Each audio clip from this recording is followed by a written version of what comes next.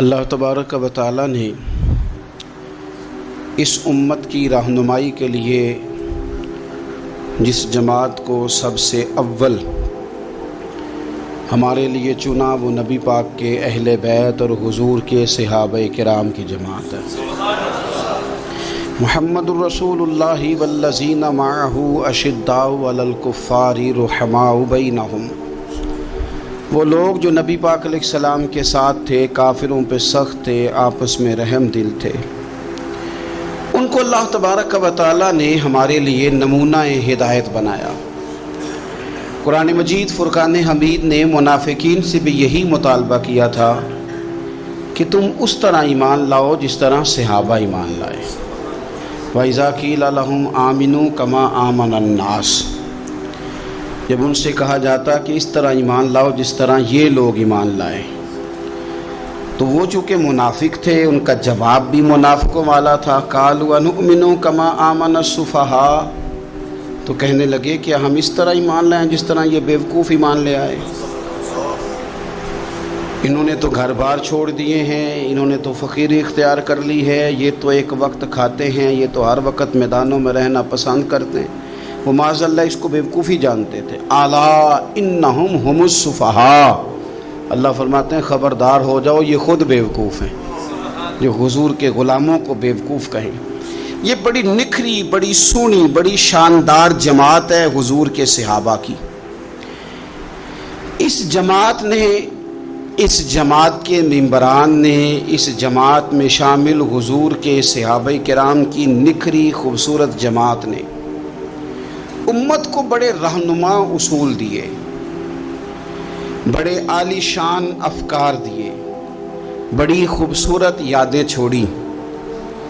ہمارے ساتھ یہ ہوا ہے کہ جس طرح ہم اپنی تاریخ کے بے شمار پہلوؤں کو فراموش کر بیٹھے ہیں، اسی طرح صحابہ کرام علیہم رضوان میں سے جو خاص نورانی عالی شان لوگ تھے اور جن کا تذکرہ پڑھنے اور سننے سے دل روشن ہو جاتا تھا، ہم نے لوگوں کو بھلا دیا ہے۔ بزرگان دین کے عرس نہ صرف یہ کہ ہمارا نظریہ ہے، بلکہ وہ دین کا ایک بہت بڑا حسن ہے، لیکن یہ کہ ان بزرگان دین کے عرس کے ساتھ ساتھ اگر ان بزرگوں کی یادیں بھی بنائی جاتی، ان کے روشن تذکرے بھی لوگوں کے سامنے رکھے جاتے، تو امت کی جو آنے والی نسلیں تھیں وہ ان کو اپنا رہنما، اپنا مقتدا، اپنا پیشوا تسلیم کرتی۔ اور یہ وہ رہنما تھے جنہیں حضور نے امت کا رہنما کہا۔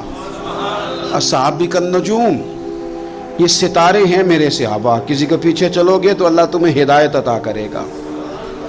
ان میں سے ایک صحابی کا تذکرہ، ایک جلیل القدر امین امت، السابقون الاولون میں سے چمکتے ہوئے ستارے، حضرت ابو عبیدہ بن جراح رضی اللہ تعالی۔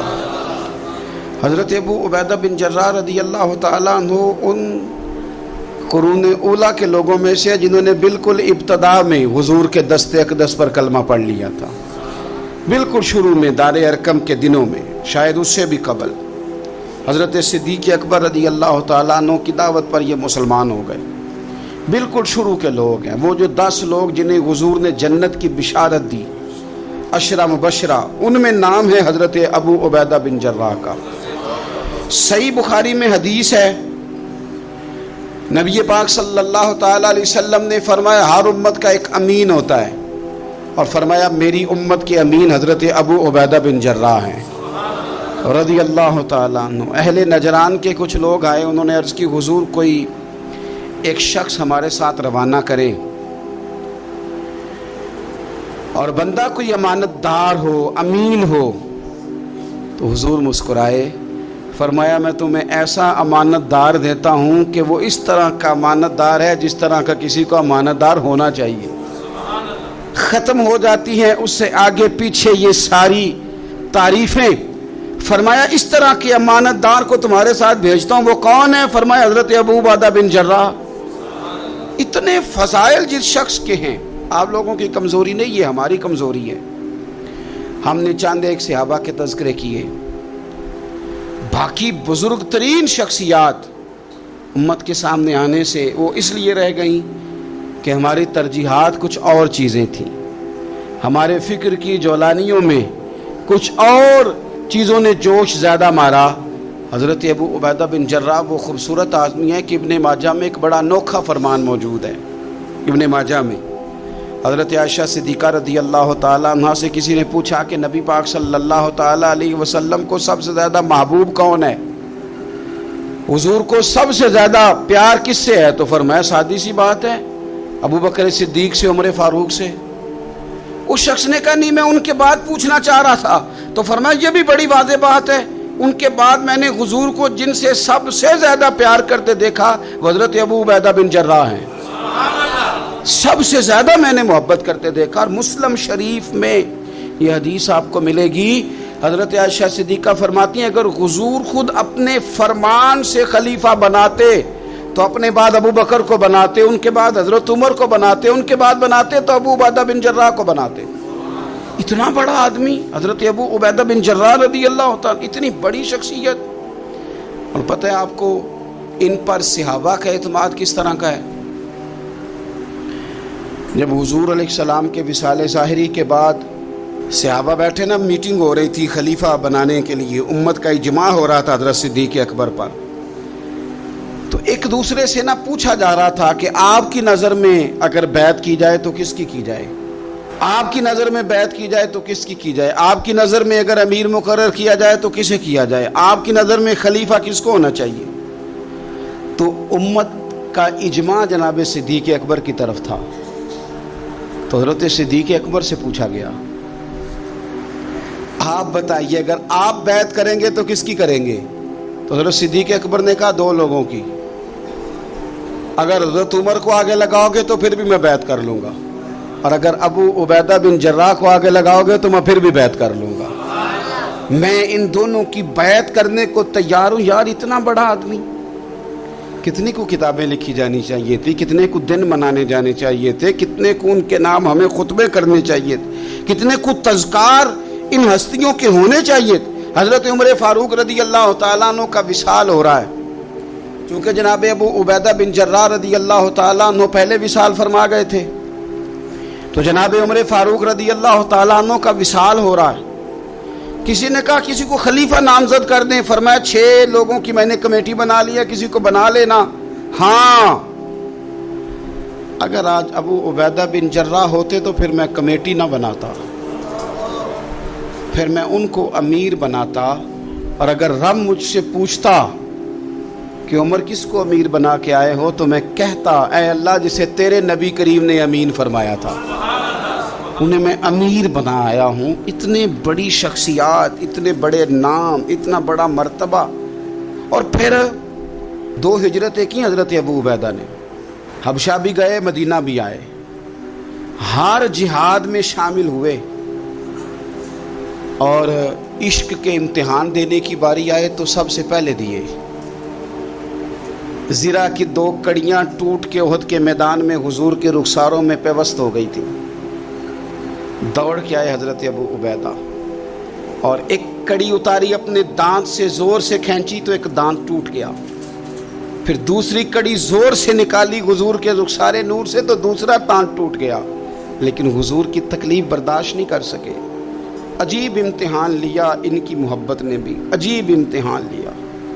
اعظم بلا سے اپنی وہ ہستی ہی کیوں نہ ہو، جو چیز اس کی راہ میں حائل ہو پھونک دو۔ عجیب امتحان لیا۔ احد کے میدان میں ان کے والد ان کے مقابلے میں آ گئے تھے۔ یہاں تو مقابلہ ہوتا ہے نا دولت اور دین کا، تو لوگ کمزوری دکھا جاتے ہیں، وطن اور دین کا تو لوگ کمزوری دکھا جاتے ہیں۔ یہاں تو مقابلہ ہوتا ہے نا ہمارا اپنے نفس کی خواہشات اور دین کا، تو غلبہ کچھ اور چیزیں لے جاتی ہیں، لیکن سامنے باپ ہے اور اس طرف دین ہے، حضور کی محبت ہے، نبی پاک کی غلامی ہے، مقابلہ ہو رہا ہے، قبول کس کو کرنا ہے؟ تو حضرت ابو عبیدہ نے پھر فیصلہ کیا، میدان احد میں تلوار اٹھائی اور باپ کی گردن کاٹ کے پھینک کے لوگوں کو بتایا کہ کائنات میں ہم سب سے بڑھ کے پیار کرتے ہیں تو مدینے والے محبوب سے کرتے ہیں۔ اتار دی گردن باپ کی۔ حضرت ابو عبیدہ بن جراح رضی اللہ تعالیٰ عنہ نے اس طرح قربانیاں پیش کیں. میدان کے آدمی تھے، میدان میں رہے، ساری زندگی میدان میں رہے، لشکروں کی قیادت کی ساری زندگی. حضرت ابوبکر صدیق رضی اللہ تعالیٰ عنہ نے ان کو جہاد کے لیے بھیج دیا تھا. حضرت عمر کا بڑا اعتماد رہا. دوستی کس سے تھی؟ حضرت معاذ بن جبل سے. گہرے دوست کون تھے؟ حضرت خالد بن ولید. ان لوگوں سے گہری دوستی تھی. سادہ بود و باشت، سادہ کھانا، سادہ اٹھنا بیٹھنا، سادہ مزاج.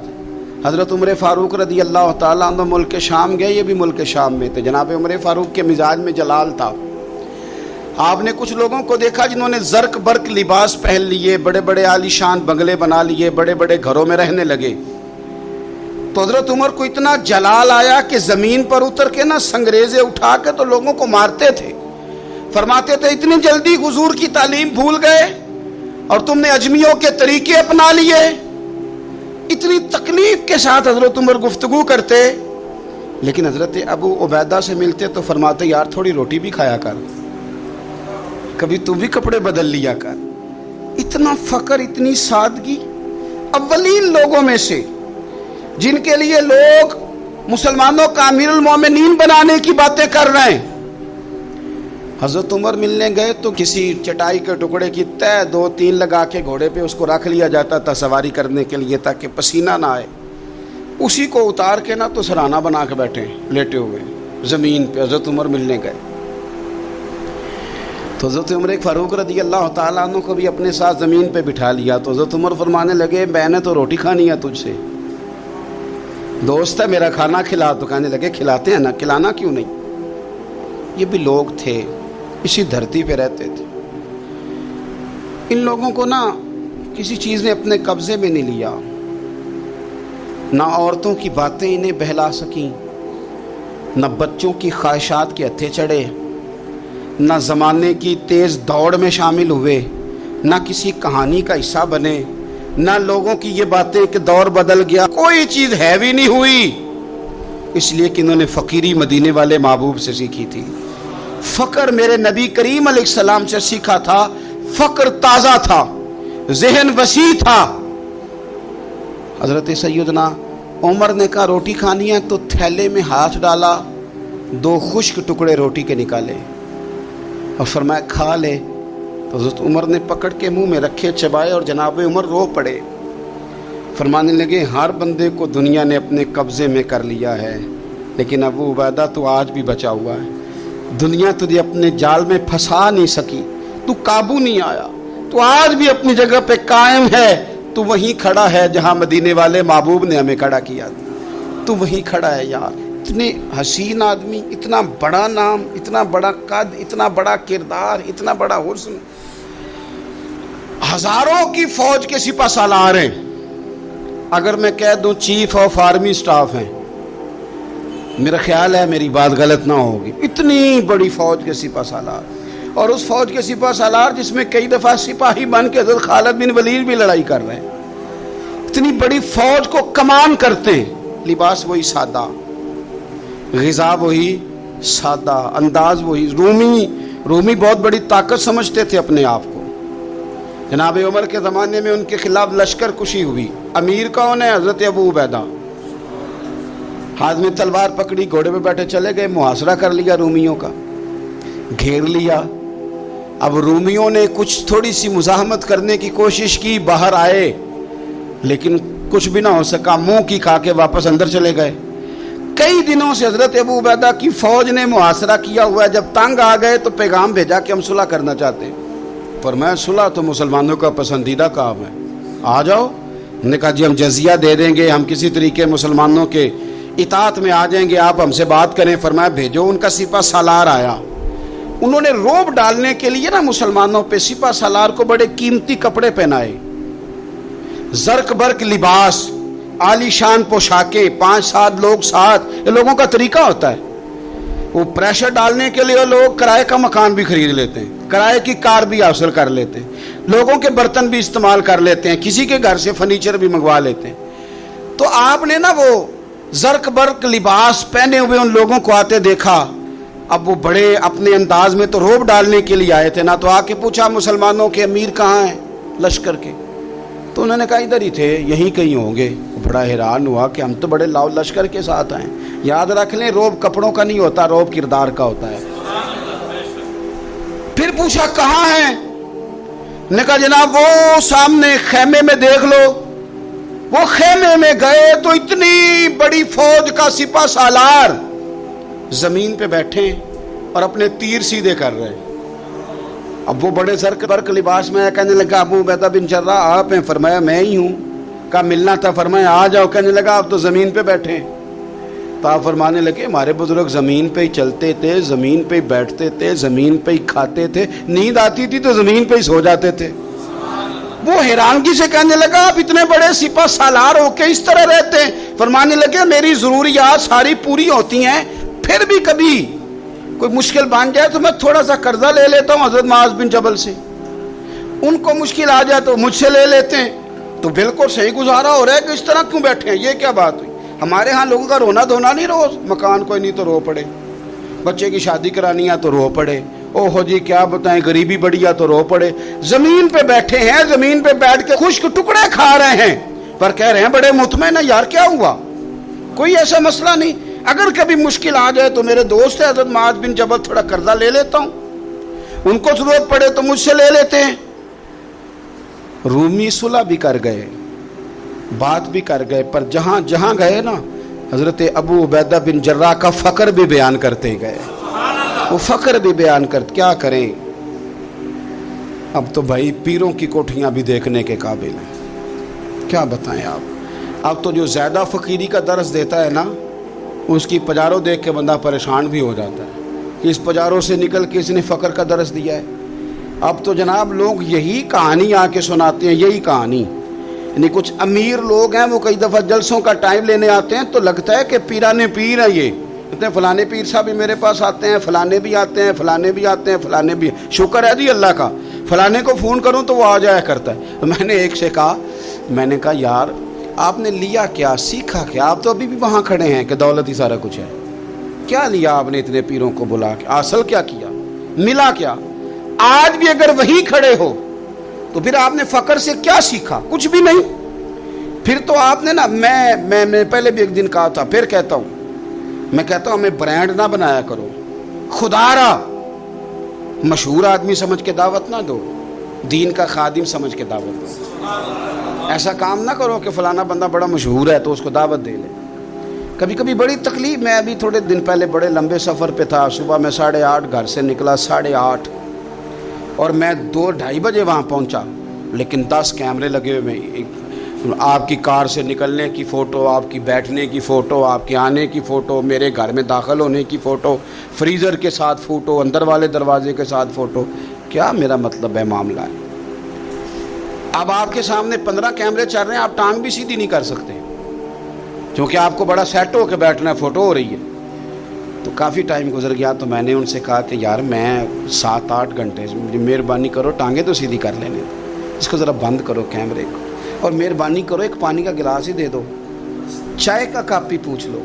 ٹھیک ہو گیا سارا کچھ اپنی جگہ پہ، لیکن یہ کچھ مزاج، مطلب ہم نے تو بزرگوں کے پاس بیٹھ کے وقت گزارا ہے، اور میں آپ کو ایمانداری سے کہتا ہوں میں کسان کا بیٹا ہوں، آج بھی میں بڑے شوق سے، رات میں نے اچار سے روٹی کھائی ہے، گھر والوں نے کہا کہ کچھ بنا دیتے ہیں، میں کہ اچار لے آؤ، نہ پیا ہے نا، اس لیے کہ میں غریب ماں کا بیٹا ہوں، مجھے اچار تسلی دیتا ہے، تشفی دیتا ہے، مجھے سکون دیتا ہے، میں اپنے غریب دوستوں کے اندر بیٹھ کے آج بھی فخر محسوس کرتا ہوں۔ بڑی کوٹھیاں تکلیف دیتی ہیں، اس لیے کہ میں نے وہ وقت بھی دیکھا ہے کہ جب ہمارے ایک تایا جی تھے تو ان کے گھر کی دیوار گر گئی تھی، تو ابھی ان کو پیسے نہیں مل رہے تھے، تو میرے ابا جی نے کہا ان کے گھر جا کے سو جاؤ، انہوں نے دیوار کے آگے 4 پائیاں لگا کے سونا ہے، کوئی گھر میں نہ آ جائے۔ تو مطلب یہ کہ آپ مہربانی کریں، یہ دیکھو یہ میرے نبی پاک کے غلام ہیں، ان کی سادگی دیکھو، ان کی فقیری دیکھو۔ 2-4 دن پہلے بچوں کا کھانا پکا ہوا تھا، بچے لائن میں نہ کھانا، کافی سارے بچے ہیں تو رات کو لائن میں لگ کے روٹی لیتے ہیں، میں بھی لائن میں لگ گیا بچوں کے ساتھ۔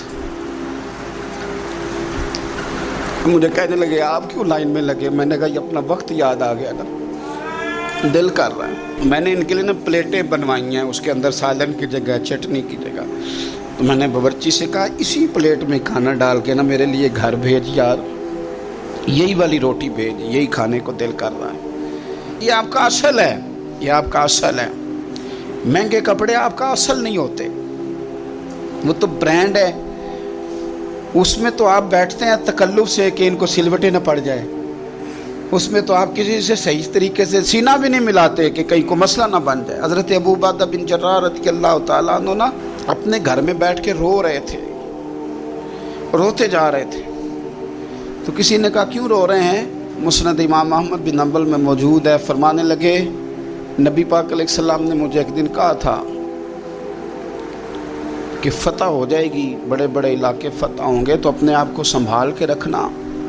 3 خادم تیرے لیے کافی ہیں، ایک جو گھر میں کام کاج کرے، ایک جو تیری خدمت کرے، ایک جو تیرے سفر میں جائے، اور 3 سواریاں تیرے لیے کافی ہیں۔ زیادہ لوگوں نے بڑے بڑے جانور رکھے ہوتے تھے نا، 3 سواریاں ابو عبیدہ تیرے لیے کافی ہیں، ایک تیرے سفر کے لیے، ایک مال و اسباب اٹھانے کے لیے، ایک تیرے غلام کے لیے، زیادہ مال نہ جمع کرنا۔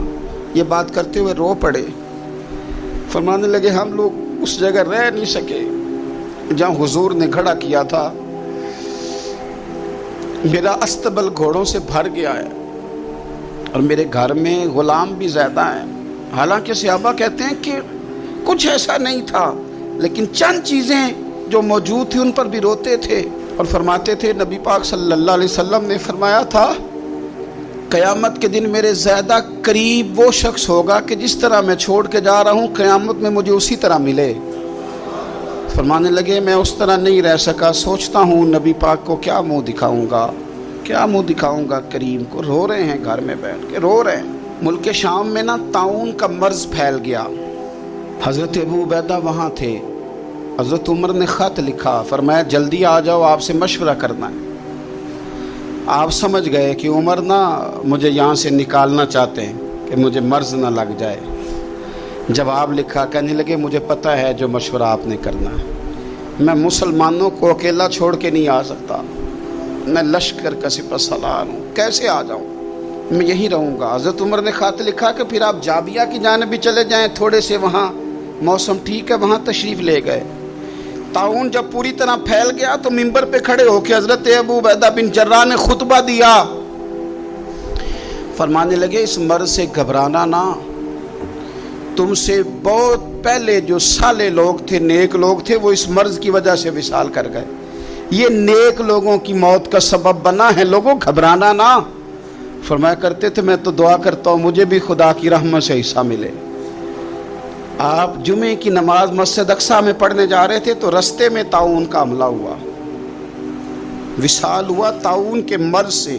عشرہ مبشرہ صحابی، امین امت، 58 سال عمر، جنازہ حضرت معاذ ابن جبل نے پڑھایا اور فرمانے لگے لوگوں پتہ ہے تمہیں آج کون گیا ہے؟ آج وہ گئے ہیں جنہیں حضور نے امین امت کہا تھا، آج وہ ہستی اٹھ گئی جنہیں نبی کریم علیہ السلام نے امین امت فرمایا تھا۔ حضرت معاذ ابن جبل نے جنازہ پڑھایا تو کچھ دنوں میں حضرت معاذ ابن جبل بھی طاعون کے مرض سے وصال کر گئے، ان پر بھی یہ حملہ ہوا۔ ملک شام میں حضرت ابو عبیدہ بن جراح کا مزار پرانوار ہے، حضور سے فقر سیکھا، زندگی فقیری میں گزاری۔ ان لوگوں نے کسی مقام پہ بھی اپنے آپ کو حضور کی تعلیمات سے پیچھے نہیں کیا، عظیم لوگ تھے۔ ان کی زندگیوں کو پڑھیں، ان کے اقوال کو سنیں، ان کے ارشادات پر غور کریں، اور بڑے اعلیٰ ظرف تھے۔ حضرت خالد بن ولید گورنر تھے صوبے کے، جناب عمر فاروق نے ان کو معزول کر کے حضرت ابو عبیدہ بن جراح کو تعینات کر دیا۔ ان کو جب تعینات کیا تو ادھر جنگ جاری تھی، انہوں نے نا وہ تعیناتی کا جو رکا تھا وہ جیب میں ڈال لیا، بتایا ہی نہیں، جنگ ہوتی رہی۔ حضرت خالد بن ولید کو کسی اور نے بتایا تو فرمانے لگے بعد میں آپ نے مجھے بتایا کیوں نہیں؟ آپ فرمانے لگے کوئی جلدی تو تھی نہیں، حالانکہ گورنر بنا دیے گئے اور جنگ ہو رہی تھی۔ میں نے کہا چلو بعد میں بتا دیں کہ کوئی مسئلہ نہیں۔ ایک دفعہ حضرت ابو عبیدہ بن جراح کو معزول کر کے حضرت خالد بن ولید کو سپہ سالار بنایا گیا खत्ताब फरमाने लगे, सुन खालिद, जितनी खुशी मुझे अपने सिपा सालार बनने की हुई थी उससे बढ़कर तेरे बनने की हुई है। किसी जगह किसी ओहदे का लालच नहीं, किसी जगह कोई दुनियादारी नहीं, फ़क्र, फ़कीरी, दरवेशी, सादगी, हुस्न था। अशरा मुबशरा लोगों में से थे। अल्लाह के हुजूर दुआ है मालिक करीम समझने की तौफीक अता फरमाए। आखिर दावा या अनिल हम्दुलिल्लाहि रब्बिल आलमीन। अल्लाह तबारक व तआला ने इस उम्मत की रहनुमाई